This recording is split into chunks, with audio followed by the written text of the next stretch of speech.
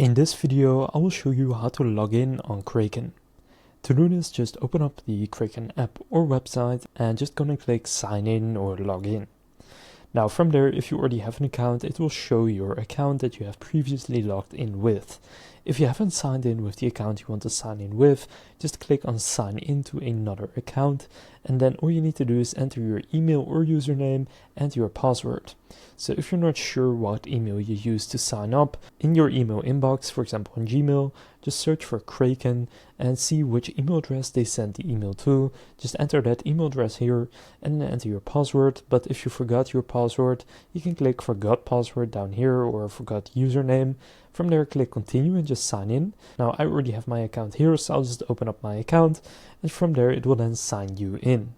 So that's how to log in on Kraken. If this video was helpful, please consider leaving a like and subscribing to my channel. With that being said, I will see you in the next video.